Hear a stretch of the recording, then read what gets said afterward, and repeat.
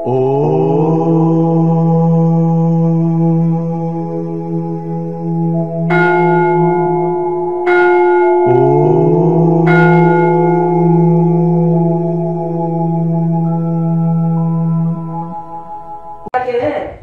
దుఃఖిస్తారో సంసారం కోసము, అవునా? బాధలు వాళ్ళని సంపాదించాలని, గొప్పవాణి కావాలని ఎంతెంతో రోధిస్తారో సంసారం కోసం. అందులో పడే తపన 1% మనం ఆధ్యాత్మికంలో పడినా ప్రతి ఒక్కరు ఋషులు అవుతారు. సంసారం కోసం ఎంత దుఃఖిస్తారు, ఎంత తపన, ఎంత ఏడుపులు దుడుపులు, అవునా?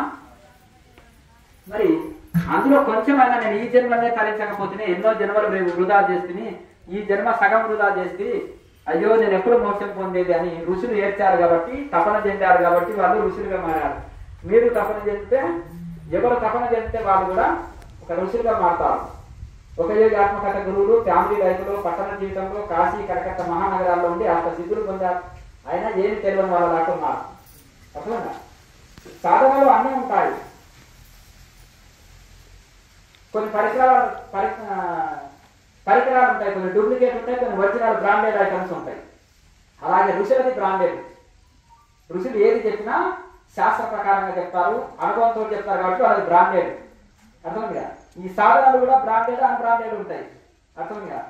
గురు పరంపరలో లేకుండా ఏదో పుస్తకంలో అక్కడో ఇక్కడ చిన్న టెక్నిక్ తెలుసుకొని నాకు తెలిసిందే సర్వం అని దాన్ని తప్పుగా దాన్ని ప్రచారం చేసి డబ్బుల కోసం వ్యాపారం చేస్తారు కూడా, అది అన్బ్రాండెడ్. అర్థమైంది?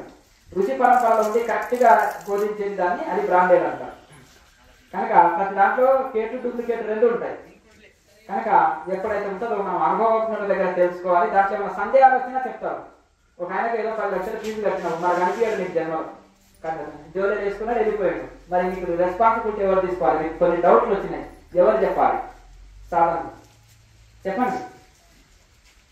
ఏమైనా ఊరు తిరుగుతున్నాడు, డబ్బులు వసూలు చేసుకొని వెళ్ళిపోతున్నాడు, మరి నీకు ఎవరు రెస్పాన్సిబిలిటీ వహించాలి?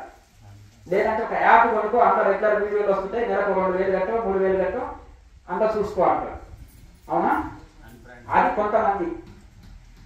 మరి నీవు సాధనలో వచ్చినాయి కొన్ని డౌట్లు వచ్చినాయి, నేను ఏం తినాలి, ఎట్లా తినాలి, ప్రతి ఒక్కటి చిన్నపిల్లలు మీరు అన్ని నేర్పియాలి. ఏం తినాలి, ఎంత తినాలి, ఎట్లా తినాలి, ఎట్లా వండుకునేది కూడా నేర్పియాలి. తెలియదు. మాకేంటంటే వంటలు వండవచ్చు, మాకు నేర్పాలన్నా మీరు అంటారు. మరి ఎందుకు రోగాలు వస్తున్నాయి? మీరు చేసుకున్న వంట తింటే మీకు ఎందుకు రోగాలు వస్తున్నాయి చెప్పండి. అర్థమైందా? అంటే మీకు రోగం లేని తిండి తయారు చేసుకోవడం వస్తలేదని అర్థం. అర్థమైందా? శరీరానికి రుచిగా ఉండాలి, శుచిగా ఉండాలి, టేస్టీగా ఉండాలి, ఆరోగ్యాన్ని ఇవ్వాలి. అర్థం కదా? శాకాహారం ఉండాలి, శుద్ధాహారం ఉండాలి, అది మితంగా తీసుకోవాలి. అది మనకు ఆరోగ్యాన్ని, ఆనందాన్ని ఇస్తుంది. తిన్న తర్వాత పొట్ట దగ్గర ఉండి అవస్థ పెట్టిందనుకో మరి ఏంటి చెప్పండి? తిన్న తర్వాత శరీరం తేలిక ఉండి సుఖంగా జీర్ణమైందనుకో అది మనకు ఆరోగ్యాన్ని ఇచ్చే ఆహారం. కనుక ఆహారంలో తమో గుణ ఆహారము, రజో గుణ ఆహారము, సత్వగుణ ఆహారం అని 3 రకాల ఆహారాలు ఉంటాయి. అర్థమైందా? సద్దిదో, పాచిపోయిందో, శక్తి లేదో, అర్థమైందా? సారహీనమైనవో, కుళ్ళిపోయినవో, పచ్చివి పండనివి తీసుకునే వాళ్ళు తమో గుణస్తులు అంటారు. వీళ్ళు ఏమనుకుంటారంటే మేము రుచి చూడకుండా తింటామండి, నాకు ఏ కోరికలు లేవండి జీవితంలో, అంటే తిని పడుకోవడం సోమర్థానం ఉంది కాబట్టి లక్ష్యం అంటూ ఉండదు. ఒక యోగులు కూడా అట్లే ఉంటారు, రుచిరకంగా తిన్నట్టే ఉంటారు, కానీ వాళ్ళు వేరే, వాళ్ళు సోహం పరులు, వీరు సోమరులు. ఇక రజో గుణస్తులు నాలుక రుచికే తింటారు, వాళ్ళకి ఆరోగ్యం అక్కర్లేదు, ఏదక్కడ జస్ట్ నాలుక రుచే వాళ్ళకి కావాల్సింది. వారంలో శరీరం నశించినా సరే, బీపీ షుగర్లు రాని, అర్థం లేదు, ఏదన్నా కొని 4 రోజులు బ్రతికినా సరే నచ్చింది తినాలంటే. జీవితం వచ్చింది ఎందుకు? తినాలి, అనుభవించాలి, చావాలి అనేది రజోగుణస్తుల లక్ష్యం. దీన్ని చార్వాకులు అంటారు. పూర్వం ఉండేది, ఇప్పుడు కాదు. ఈ పూర్వం శంకరాచార్య కంటే ముందు నుంచి ఉన్నారు, ఉపనిషత్తు కాలంలో కూడా ఉన్నారు చార్వాకులు. ఇప్పుడు లేరా? ఏమైనా తాగం తినవు, జన్మ వచ్చింది అంటారా? వాళ్ళు రజోగుణస్తులు, చార్వాకులు అనుకోండి. అట్లా కనుక వివేకంతో పనిచేసేవాడు సాత్వికుడు, సత్వగుణస్తుడు. ఇది తింటే నాకు ఎంత ఆరోగ్యాన్ని ఇస్తుంది, శరీరానికి ఎన్ని క్యాలరీల శక్తి అందుతుంది, ఎంత విటమిన్స్ అందుతున్నాయి. చాలా మంది అంటారు, ఊరికి అనేస్తారు, శక్తి ఎట్లా ఉంటుందండి? మాంసం తింటే బలం ఉంటుంది అంటారు. కందిపప్పు తిని జీర్ణించుకోనికే శక్తి లేదు, గ్యాస్ పడుతుంది అంటున్నారు. కందిపప్పులో 120% క్యాలరీల శక్తి ఉంటే మాంసంలో 60-70% ఉన్నాయి. కందిపప్పును తిని జీర్ణించుకునే శక్తి మీకు లేదు. అర్థం కదా? అందుకని ఆకుకూరల్లో తినాలి కందిపప్పు. కొంతమంది గ్యాస్ పట్టుకున్నారు అనుకోండి, ఆకుకూరల్లో తీసుకుంటే చాలా మంచిది. మాంసకృతులు ఎక్కువ ఉంటాయి, మాంసంలో కూడా అంత మాంసకృతులు ఉండవు. మరి ఇది తినండి, ఇది పాపం రాదు, ఇది శాకాహారం, శరీరానికి ఎంతో శక్తినిచ్చేది. పప్పు దినుసులు ఏవైనా సరే, ఆకుకూరలు, కూరగాయలు, పప్పు దినుసులు భగవంతుడు సృష్టిలో మనకి ఇచ్చారు. మాంసమైనా వాడు చేయొద్దు. ఇది మాంసం, అది మాంసం, మాంసానికి పడదు. అందులో ఆఫీసులో కూర్చున్న వాళ్ళకి మరి అసలు జీర్ణం కాదు, శరీర పరిశ్రమ లేని వాళ్ళకి. కనుక మనకు వివేకము విచారణతోటి ఏది తినాలి, ఎంత తినాలి, ఎట్లా తినాలి, ఏం చేయాలి, ఏం చేయకూడదు అనేది ఇట్లా విచారణ భగవంతుడు మనకు బుద్ధిని ఇచ్చాడు. కనుక విచారణ చేసి దాని ప్రకారం జీవిస్తే జీవితం బాగుంటుంది. విచారణ లేకుండా జీవిస్తే ఇంకా దుఃఖం ఎక్కడ లేదు, ఇక్కడే ఉంది. విచారణతో జీవించే వాళ్ళు సంసారంలోనే స్వర్గం ఉంటుంది వాళ్ళకి. విచారణ లేకుండా జీవించే వాళ్ళకి ఆ సంసారంలోనే దుఃఖం ఉంటుంది. నెక్స్ట్ అన్ని రోగాలు, 360 రోగాలకు మందు. అర్థం కదా? నీకు మనవన్లు, మనవరాములు, పొలాల మీద ఇంకా ఆశ రావాలి. అర్థం కదా? ఆ ఆశని చంపుకో.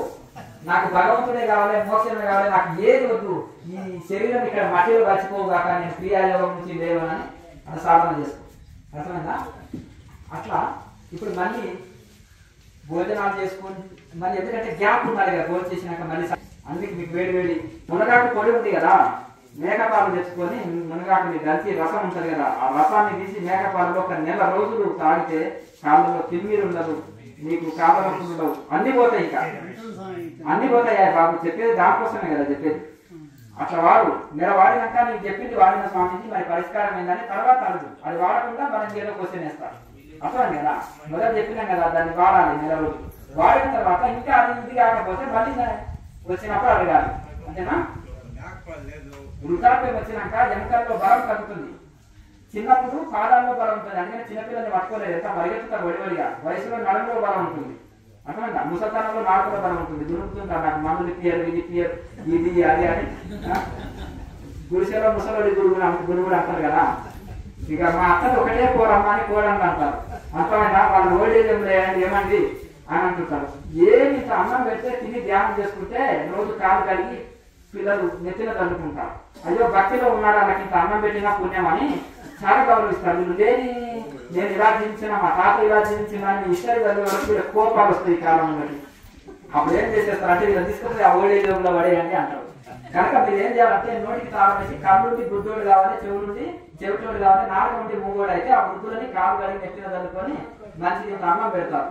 అది తిని ఏం చేయాలంటే హాయిగా ధ్యానం చేసుకుంటున్నారు. ఇక మీకు శాంతి, వాళ్ళకి శాంతి. అర్థమైనా?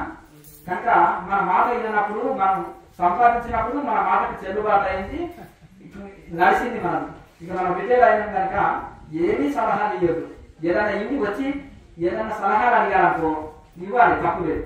కానీ మనం వాళ్ళు అడగక ముందు చెప్పినాం అనుకో ఇంకా కోపాలు, తాపాలు ఇవన్నీ గొడవలు అంతే. అందుకనే వస్తున్నాయి. మా అత్తగారు చాలా మంచిదండి అంటారు కోడలు. అర్థమైనా? ఎందుకు ఆమె సలహాలు ఇవ్వకపోతే ఎవరి ఆలోచనలు వాళ్ళకు ఉంటాయి, వాళ్ళ ఇది అన్నమాట. కనుక మీరు ఆధ్యాత్మికంగా ఎదగండి, సమస్యలే ఉండవు.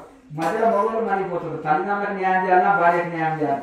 మధ్యలో అయితే ఇంకా ఇక్కడ అంతేనా? భార్య ఇక్కడ లాగుతుంటుంది, తల్లిదండ్రులు ఇక్కడ లాగుతున్నారు, ఆయన మధ్యలో మొగలు ఆగిపోతున్నారు. అర్థమైందా? ఆ పరిస్థితి లేకుండా మీరు మౌనం బట్టి చక్కగా ధ్యానం చేసుకుంటే గౌరవింపబడతారు. మీకు భోజనం కూడా టైం ప్రకారం వస్తుంది. అర్థమైందా? ఇక నెక్స్ట్ కషాయం రోజు తాగితే కఫం సంబంధించింది అంతా పోతుంది. కషాయం అంటే నీళ్ళలో కాసుకొని టీ కాసుకున్నట్టు కాసుకొని తాగాలి. ఇంకా బెల్లం వేసుకోవచ్చు టేస్ట్గా.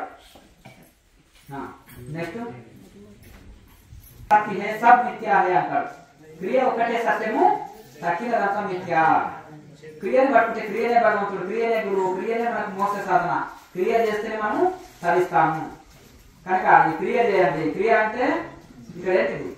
ప్రాణాయామ, మెడిటేషన్. కనుక శ్వాసక్రియ, ఈ ప్రాణాయామ క్రియ అంటే ఇక్కడ. కనుక ఈ క్రియ చేస్తే నిష్క్రియ స్థితిలో ఉంటాము. నిష్క్రియ స్థితి అంటే ఈ శ్వాసక్రియ చేసినప్పుడు శ్వాస లేని స్థితిలో, కేవల కుంభక స్థితిలో శంకరాచార్యులు యోగ తారవలో రాస్తారు. 1008 కుంభక యోగాల్లో కేవల కుంభకం అనేది చాలా గొప్పది. అది మనం ఈ క్రియాయోగంతో అది సిద్ధిస్తుంది. అందుకని లాయన్ మాసి దీన్ని క్రియ చేస్తే నిష్క్రియ స్థితి లభిస్తుంది అంటారు. క్రియ లేకుండా నిష్క్రియ స్థితి లభించదు. నిష్కామ కర్మ అనేది నైష్కామ స్థితి లభించదు. చదవండి ఉద్యోగం లభించదు. అట్లా కనుక ఈ క్రియ చేస్తే నిష్క్రియ స్థితి లభిస్తుంది. మనకు సర్వరోగాలు స్వాహ. అట్లా మొదటి లాభమే రోగం లేని శరీరం తయారవుతుంది. నెక్స్ట్ వెంటనే అనంతమైన శాంతి పొందుతాం. మళ్ళీ నెక్స్ట్ మోక్షాన్ని అందిస్తుంది స్వయంగా మనకు. రూపాయి ఖర్చు లేకుండా ఇందులోనే ఒక ఆశ్రమంగా మార్చుకోండి. అట్లా సంసారంలోనే ఉండి యోగులుగా మారాలి. అన్ని బాధ్యతలు నెరవేర్చుకుంటూనే ఇప్పుడు ఉపయోగ ఆత్మకథలో గురువులు, ఫ్యామిలీ లైఫ్లో, పట్టణ జీవితంలో ఉద్యోగము చేసుకుంటూ భార్య పిల్లలు సంసారంలో ఉండి ఎట్లా సతాలించారు వాళ్ళు. ఉండేది వైరాగ్యం ఉండాలి, శరణాగతి శ్రద్ధ కొట్టి సాధన చేయాలి. దేని వదలనక్కర్లేదు. ఇంట్లో ఉండే తరించవచ్చు. ఇక అతి స్థిమితం వాళ్ళకు కష్టం. అంటే వాళ్ళకి ఎందుకంటే వాళ్ళు యోగం చేయాలంటే చేయరు, మెడిసిన్ వాడమంటే కూడా వాళ్ళ స్థితిలో ఉంటారు. అయితే మెమరీ పవర్ ఎవరికైతే తక్కువ ఉందో, కొంతమంది 60 దాటిన తర్వాత మెమరీ పవర్ తగ్గిపోతుంది, జ్ఞాపక శక్తి తగ్గిపోతుంది. కొంతమంది చిన్నపిల్లలు కూడా సహజంగానే మందబుద్ధి అంటారు, కొంచెం వాళ్ళకి మైండ్ డెవలప్ పెద్దగా ఉండదు. అటువంటి వాళ్ళకి బృంగరాజ లేహ్యము లేదా సరస్వతి ఆకు పొడిని పాలలో తాగితే ఇది కొంత హెల్ప్ చేస్తుంది. దానికంటే కూడా జ్యోతిష్మతి అని గింజలు దొరుకుతాయి, హిమాలయాల్లో ఉంటాయి. జ్యోతిష్మతి దానికోసం చెప్తున్నా కదా. జ్యోతిష్మతి అంటే మతి అంటే నీ మనసుని జ్యోతి లాగా వెలిగే డెవలప్ అవుతుంది. అంటే నీ మనసు తేజవంతంగా అవుతుంది. జ్యోతిష్మతి అంటే ఈ యొక్క నీ మతిని జ్యోతిలాగా చేస్తుంది. కనుక ఇది సంస్కృత పదము. జ్యోతిష్మతి జ్యోతిలాగా వెలుగొచ్చేటట్టు చేస్తుంది మీ మతిని, మీ మనసుని. అంటే మీ యొక్క మైండ్ని డెవలప్ చేస్తుంది అన్నట్టు. దాంట్లో జ్యోతిష్మతి అంటారు. ఆ ధాన్యాన్ని తీసుకొచ్చి ఒక చాట పోసి 2 చేతులు పెట్టి బాగా చాలా కాంతియుతంగా మెరుస్తుంటాయి. ఆ ధాన్యాలు చాలా కాంతియుతంగా ఉంటాయి. 2 చేతుల్ని పెట్టి నలిపితే దాని మీద ఒక పొట్టు ఉంటుంది. ఆ పొట్టు వెళ్ళిపోతుంది. వెళ్ళిపోయిన తర్వాత దాన్ని మిక్సీలో వేసి పొడి చేసి ఒక డబ్బా నింపి పెట్టుకొని రోజు పాలల్లో ఒక 1/2 స్పూన్ తాగాలి. తాగితే మైండ్ ఏకాగ్రత పెరుగుతుంది, మైండ్ డెవలప్ అవుతుంది, మెమరీ పవర్ పెరుగుతుంది. అది ఎవరికైనా వృద్ధులకు కావచ్చు, చిన్నపిల్లలకు కావచ్చు, ఎవరైనా వాడచ్చు. స్టూడెంట్స్ కు చాలా అవసరం ఉంటుంది. ఎందుకంటే మెమరీ పవర్ తక్కువ ఉంటుంది. 10 సార్లు చదివినా బుర్రకెక్కదు. వివేకానంద స్వామి నాడు 1000 పేజీల పుస్తకం ఇలా చదివాలనుకో వెంటనే 5 నిమిషాల్లో చెప్పేవాడు. అర్థమైందా? ఇప్పుడు అందరూ అలా ఉండదు కదా. యోగం చేస్తే వస్తుంది. యోగం చేస్తూ దాంతో పాటు ఇది కూడా వాడాలి. అర్థమైందా? యోగం చేస్తూ దానితో పాటు ఇది కూడా వాడాలి. స్వామి, ఇప్పుడు ఆధ్యాత్మిక గురువులు అందరి బోధనలు చేస్తారు కదా. అయితే ఇప్పుడు ఇన్ని దేవతలు ఉన్నారు కదా, అయితే శివుణ్ణి ఎందుకు తీసుకుంటారు? శివుడికి దేని మీద ఆశ లేదు, ఫ్యామిలీ మీద కూడా సోయలేదు. అట్లా దిగంబరంగా ఉంటాడు, బూడిది చూసుకొని ఉంటాడు, ఆశ లేని వాడు కదా. అందుకనే వైరాగ్య పనులు ఇష్టం ఉంటారు. దత్తాత్రేయుని, శివుడిని, దక్షిణామూర్తిని ఎందుకు శివుని బొమ్మ పెట్టుకుంటాం అట్లా కాదు బాబు. ఎవరు ఇష్టం వాళ్ళకి ఉంటుంది. ఒకటి ఏంటంటే గుర్తు పెట్టుకో. కొంతమంది అవధూతలు సుఖయోగిని ఇన్స్పైర్ అవుతారు. సుఖయోగి ఉంటారు కదా, దిగంబరి అయినా అర్థం కదా. ఎందుకంటే దేని మీద ఆశ లేదు. ఇంకా ఇప్పుడు సనక సమాధానులు వచ్చారు, బ్రహ్మదేవుడి దగ్గర పోయారు. సరస్వతి దేవుడితో ముచ్చట్లు ఆడుకుంటున్నాడు. ఈయన నాకు గురువుగా పనికిరాడు అనుకున్నాడు. విష్ణుమూర్తి అనుకోలేదు, కాశీగా ఆడుతున్నాడు లక్ష్మీదేవితో. అప్పుడు ఈయన నాకు గురువుగా పనికిరాడు అనుకున్నాడు. వెళ్ళారు, చక్కగా శివుడికి దివ్యదృష్టితో గ్రహించారు. నేను కూడా పార్వతి మాలిక ముచ్చట్లు ఆడుతుంటే వీళ్ళకి ఇంకా లాభం లేదని ఆయన దక్షిణామూర్తి అవతారం తీసుకున్నాడు. వెంటనే అర్థమైందా? దక్షిణామూర్తి అవతారం ఏముంటుంది? ఒంటి మీద ఇంత బూడిది పూసుకొని ఉంటాడు, ఇంకేం ఉండదు. ఒక మర్రి చెట్టు ఉంటుంది, వటవృక్షము. మర్రి చెట్టు కింద వట్టి చెట్ల మీద ఇక మొత్తం ఆయన చక్కగా దిగంబరి అయి భస్మం పూసుకొని తిరుముద్రధారి అయి పద్మాసనంలో సమాధి నిష్టలో ఉన్మిళిత నేత్రాలతోటి సాంబవి ముద్రలో చక్కగా ధ్యాన స్థితిలో ఉన్నారు. వీళ్ళు వెళ్ళే దారిలో అరణ్యంలో వెళ్తున్నారు. సనక సనందంలో పూర్వజుడు తెలుసు కదా, నలుగురు వెళ్తున్నప్పుడు ఆహా గురువు అంటే ఎంత వైరాగ్యం, దేని మీద ఆశ మీద భూదేవి ఒంటి మీద ఊడ్చుకున్నారు, వస్త్రాలు కూడా లేవు అని వాళ్ళు వైరాగ్య పరులు కదా, వైరాగ్య పరులనే ఇష్టపడతారు అని. ఇప్పుడు సకల వైభవాలు చెప్పేదాన్ని ఇష్టపడతారు. ఇప్పుడు నేను ఉన్నాను, హెలికాప్టర్ గురుజీలను చూసిన చిన్నప్పుడు ఎందుకు ఆకర్షితులు కాలేదు? చెప్పండి, ఎందుకు ఆకర్షితులు కాదు? ఎంఆర్ఐ వెళ్ళవలసిన అవసరం ఏమొచ్చింది? ఇన్స్పిరేషన్ ఉండదు. మనకు టీ లేకపోతే నడవదు, వాళ్ళకి నడవదు. మనకు టిఫిన్ లేకపోతే నడవదు, వాళ్ళకి నడవదు. మనకు బెడ్ లేకపోతే నడవదు, వాళ్ళకి నడవదు. మనకి ఏసీ లేకపోతే నడవదు, వాళ్ళకి నడవదు. మనకు కార్ లేకపోతే నడవదు, మనకు నడవదు. వాళ్ళకి నలుగురు సేవకులు ఉన్నారు, మనకు ఉండాలి. వాళ్ళకి మనకు భేదం ఏంటి? మీరు అప్పుడు రాకపోరా చెప్పండి. కనుక అంటే కాదయ్యా, ఇన్స్పిరేషన్ ఆదర్శము, గురువు ఆదర్శం శిష్యుడి మీద పడాలి. అది చూడగానే వారికి మనసు కురికించాలి అక్కడ. అర్థమైందా? కనుక ఆ విధంగా దక్షిణామూర్తిని చూడగానే వాళ్ళకి సందర్శం. శిష్యుడేమో అజ్ఞానంలో ఉడుకుడు, గురువేమో జ్ఞానంలో ఉడుకుడు. అర్థమైందా? జ్ఞానంలో ఉడుకుడేమో గురువు, అజ్ఞానంలో ఉడుకుడేమో శిష్యుడు.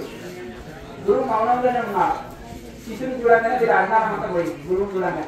అర్థమైందా? కనుక ఆ విధంగా ఆకర్షితులై అక్కడ వాళ్ళ మధ్యలో ఎంతో సంవాదన జరిగింది. మౌనంలోనే సంవాదన జరిగింది.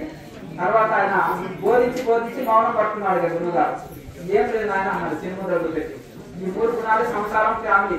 ఈ 3 గుణాలు వదలాలంటే అహంకారి జీవుడు ఇట్లా చూపిస్తాడు. ఇది అహంకారి, ఇది దైవం. ఈ అహంకారైన చూపుడు వేలు బొట్టవేలుతో కలిసినందుకు నరనారాయణ్యము శివజీవ ఐక్యం జరుగుతుంది. ఈ 3 గుణాలు తమ గుణం చిన్న ఉంది, రజో గుణం పెద్ద ఉంది, దానికంటే సత్వగుణం పెద్దగా ఉంది. అయినా ఇవన్నీ బాధనే. ఈ జీవుడు వీటితో కలిసి ఉన్నాడు. వచ్చి ఇలా వండి దైవంతో కలిశాడనుకో 3 గుణాలు విడబడుతున్నాయి. నేను సంసారంలోనే ఉంటాను, దైవం కావాలంటే సాధ్యమవుతుందా? ఇంటికి వచ్చి దైవంలో కలిసినప్పుడు 3 గుణాలు పోతాయి. కనుక ఈ తిరుమల రహస్యం ఇదే. కనుక ఆ విధంగా వాళ్ళకి తిరుమల రహస్యం చెప్పి ఈ 3 గుణాలే బంధము, ఇదే ఫ్యామిలీ, ఇదే సంసారం, ఇదే అజ్ఞానం అని ఆ 3 గుణాలు తొలగించుకునే సాధనలు చెప్పి బోధనలు చేశారు. అట్లా కనుక వైరాగ్య పనులనే ఇష్టపడతారు. అట్లాగా ఒక కోటీశ్వరుడు ఉన్నారు, వాళ్ళకు ఒక ఏసీ రూమ్ ఇచ్చే గురువు కావాలి. అది ఏమైనా చెప్పండి, సోఫాలో మంచిగా హాయిగా పెరగడం పెట్టేసి నిద్రపోసి బాగా 2 మాటలు చెప్పేస్తే వాళ్ళు ఏంటంటే కాలక్షేపానికి ఉంటుంది, పిక్నిక్ వెళ్ళినట్టు అనమాట. ఓ 10 లక్షలైనా కట్టేస్తారు. కానీ వాళ్ళకి కావాల్సింది ఏసీ రూమ్ ఇవ్వాలి, మంచిగా పిక్నిక్ వెళ్ళినట్టు సౌకర్యాలు కొన్ని కలిగియాలి. డబ్బులు ఎంతైనా ఇస్తారు. ఇప్పుడు జరిగేటు అంటే పెద్ద సంస్థల్లో జరిగేటు అంటే వాళ్ళకు ఏదంటే అది సౌకర్యాలు కలిగిస్తున్నారు. ఇప్పుడు పెద్ద సంస్థల్లో జరిగేది అదే. వాళ్ళకు బోధన కాదు కావాల్సింది, జస్ట్ డబ్బులు ఎక్కువైనాయి, ఆ కాలక్షేపం జరగాలి. అర్థం కదా? నిజంగా వైరాగ్యం ఉన్న వాళ్ళకి ఏం కావాలి? గురువు చెట్టు కింద ఒక సాప్ వేసి నేర్పినా సరే విద్య అక్కడ పోయి నేర్చుకుంటారు.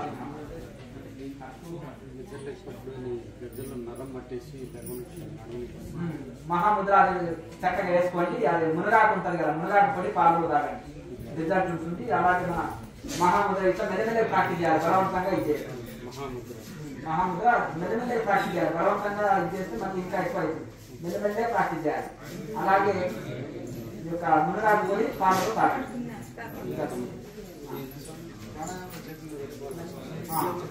వేసుకో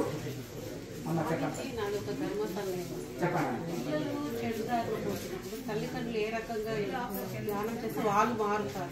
స్టార్టింగ్ నుంచి మార్చాలి.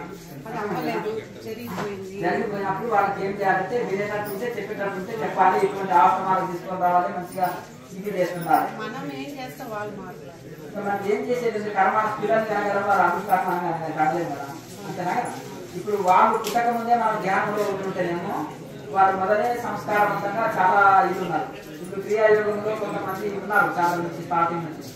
వాళ్ళ పిల్లలు డిగ్రీలు పీజీలు చదువుతున్నా దేవుడికి దీపం పెట్టడం, ఇల్లు క్లీన్ పెట్టుకోవడము, నువ్వు అక్కడ కూర ఏదో తంటే తండ్రికి ఏదో చెప్పేదే లేదు అంతే.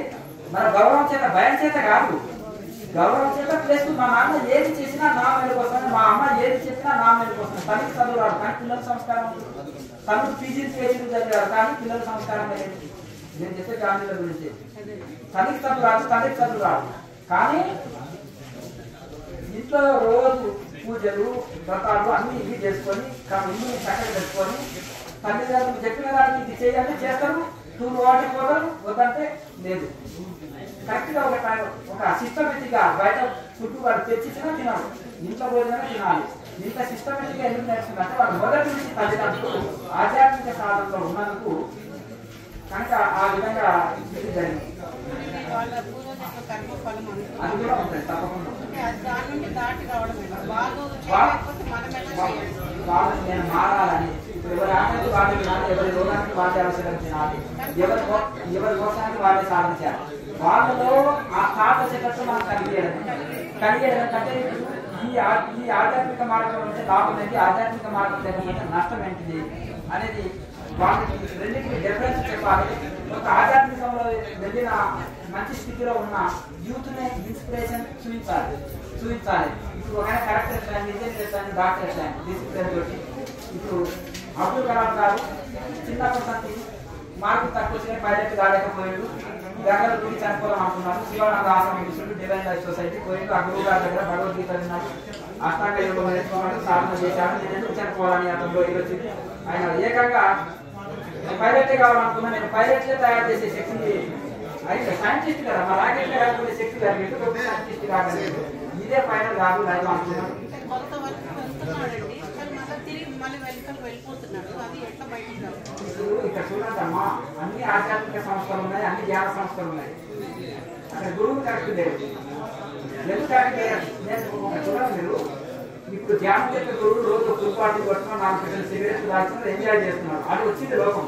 ఈ తర్వాత తక్కువ కాదు యూత్ స్కానింగ్ అమ్మా, అది దూరకపోయిన జ్ఞానాన్ని కానీ దూరకపోయిన వాడు పోతే ఆడంబరం ఉంది, అంగారం ఉంది, ఎంజాయ్ అంటున్నాడు.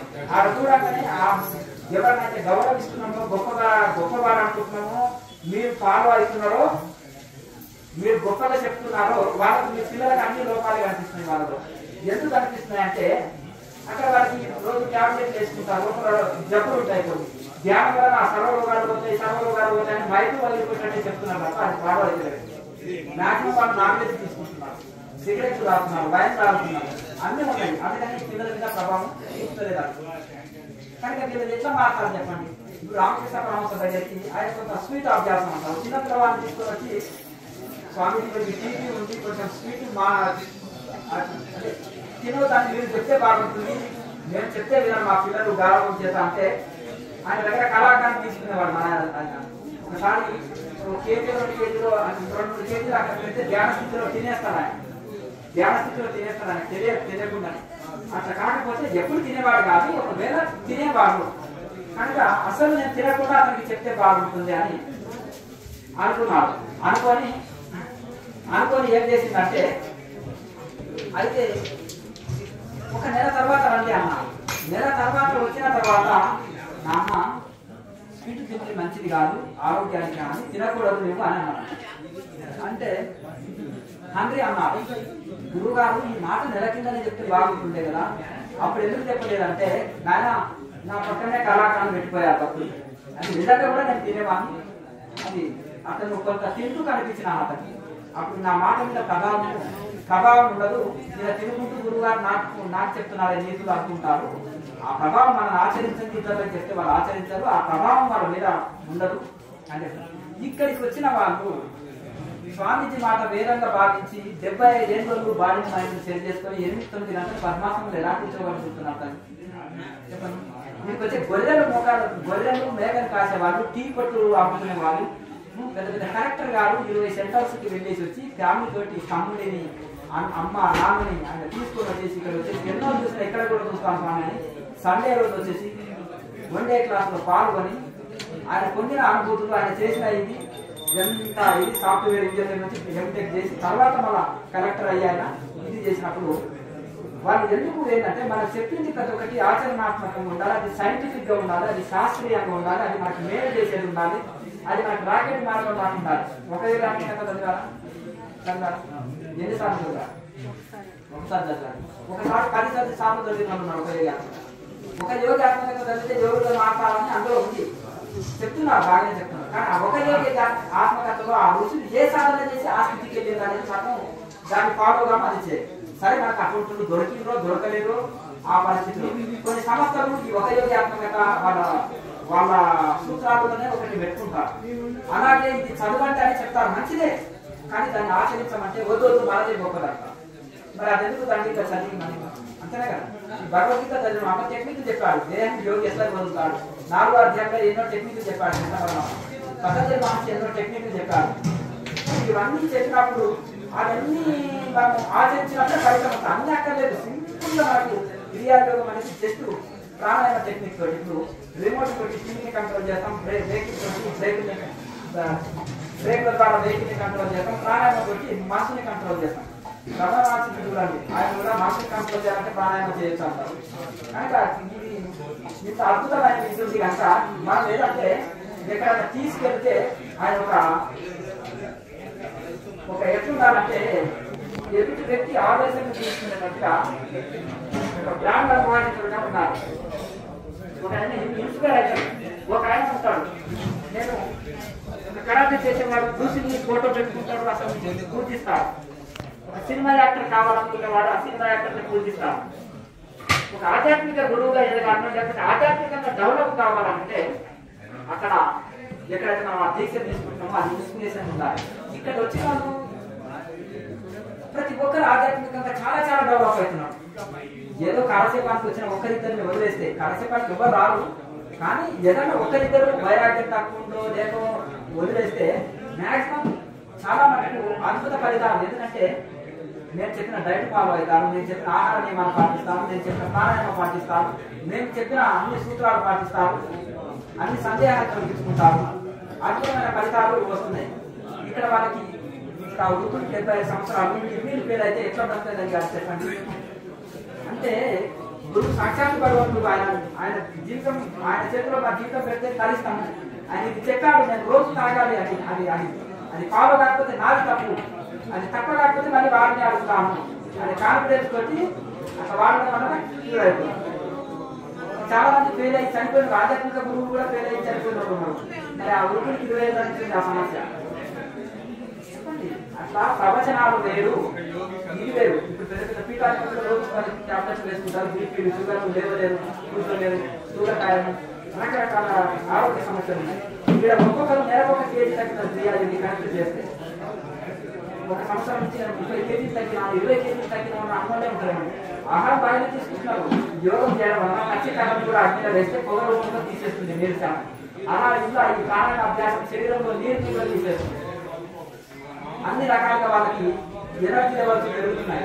ఇంతవరకు చెప్పిన సంవత్సరం 6 నెలలు 9 నెలలు మౌనాలు పాటించే వాళ్ళు ఉన్నారు. 10 మంది పని వాళ్ళు ఒకరు చేయగలుగుతారు. ఇప్పుడు మామూలుగా ఏముంటుందంటే చిన్న పని చేసే వాళ్ళకి అలసిపోతాము,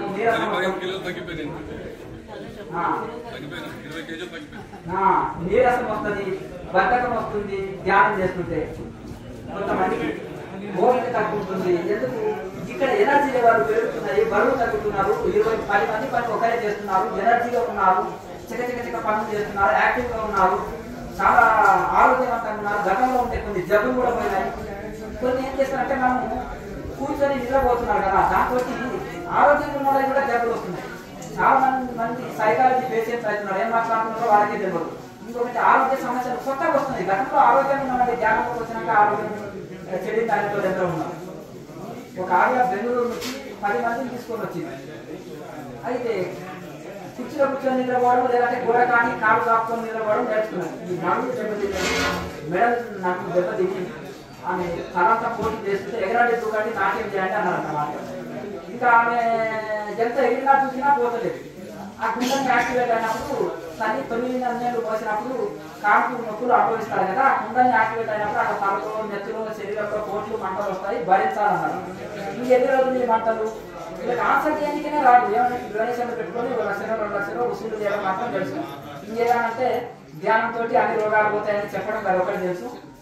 దట్ట జన్మలు, తలడై, ఓపెన్ అవుతుంది, 7 చక్రాస్ యాక్టివేషన్ అనేది అది ఒకటి భూతపదం అంటారు కదా, అది ఒకటే తెలుసు తప్ప దీంట్లో ఏమైనా సమస్యలు వస్తే పరిష్కారం తెలియదు. ఆమె కేఎంసీని ముందర పెట్టుకొని మహాముద్ర అనేది ఉంటుంది, నడువుకి కారణం పోతుంది అని నా మాట ఒక విలువ ఇచ్చి రోజుకు 100 సెట్లు వేసాను అంటున్నాను. అసలు 100 సెట్లు అంటే మాట మహాముద్ర ఎంత చేసేటప్పుడు తెలుస్తుంది. ఉంటుందా నడుము ఉంటుందా? ఇంకా విత్తిన 1 నెల రోజుల లోపల నడుములకు పోయి ఆమె పద్మ కాలు చేతులు పోకుండా పక్కన ఉండేది. ఆమె లావ్ అయిపోయింది, బ్యూటీ పార్లర్ నడిపి అడుగు వేసింది, భార్య పిల్లలకు వండి పెట్టలేదు, ఫ్యామిలీకి వండి పెట్టలేదు, గురుక పెట్టి నిద్రపోతుంది, లో ఎనర్జీస్ రోగాల పుట్ట శరీరం చేస్తున్నది. ఆమె ఏమంటుందంటే గత జన్మలు చూసుకుంటాము, తలరాతలు కనిపిస్తాయి, శక్తులు పొందొచ్చు ధ్యానం వల్ల అని అమ్మగారు పెట్టేసింది. ఇక పిచ్చిగా ఇచ్చేసిందంట. వాళ్ళని అడిగితే వాళ్ళకి ఏమి తెలియదు. ఇంకా రకరకాలుగా ఇది చేసినప్పుడు మహాముద్ర వేసే వరకు నడుము నొప్పి పోయింది 1 నెల రోజుల్లో. పోయేవారు ఆమెకు క్రియాయోగం అంటే గురింది.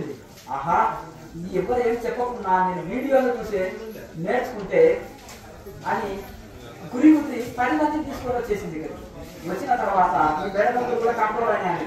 తర్వాత పద్మాసనంలో కూర్చొని ఒక 5 నిమిషాలు నేను కింద కూర్చోబోతుంది స్వామికి అంటే ఏమో మామూలు గంటలా పద్మాసనం కూర్చొని కబుర్లు చెప్తున్నావా అంటే లేదు స్వామికి మీ వీడియో చూసి మహాముద్ర రోజుకు 100 సెట్లు వేయడం వల్ల ఈ స్థితి నేను నెల లోపలనే 3 గంటలు పద్మాసనంలో కూర్చునే స్టేజ్కి వచ్చింది. కానీ ఇంకా తనలో మనకు పరిష్కారం చెప్పండి అంటే నేను ఆయుర్వేదంలో చిన్నది సూచించిన చిన్న టెక్నిక్ చెప్పి దీన్ని తలకు పూసుకొని తర్వాత దీన్ని ఈ విధంగా కొన్ని టెక్నిక్లు చెప్పే వరకు అందుకు పరిష్కారం అయిపోయింది. ఆమె 3 సంవత్సరాల నుంచి వేధించిన అది అంటే ఒక గురువు అని వాడు పరిష్కారం చూపగలిగాడు.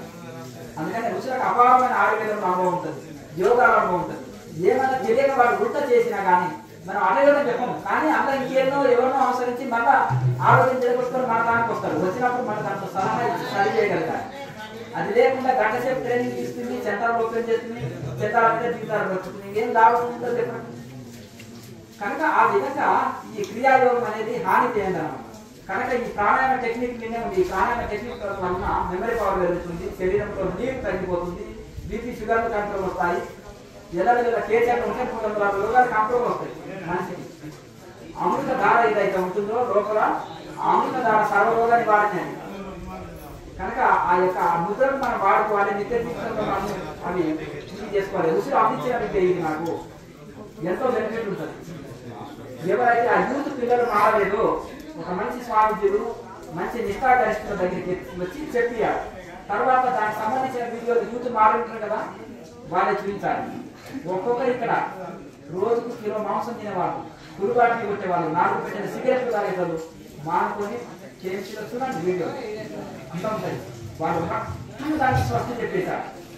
మారిన వాళ్ళు ఉన్నారు, ఒక్కొక్క యూత్ ఉన్నారు. గంజాయికి, డ్రగ్స్కి, వైన్కి, మాంసానికి బానిసైన యూత్ కూడా అది మారుతున్న యూత్ ఉన్నారు ఎంతోమంది.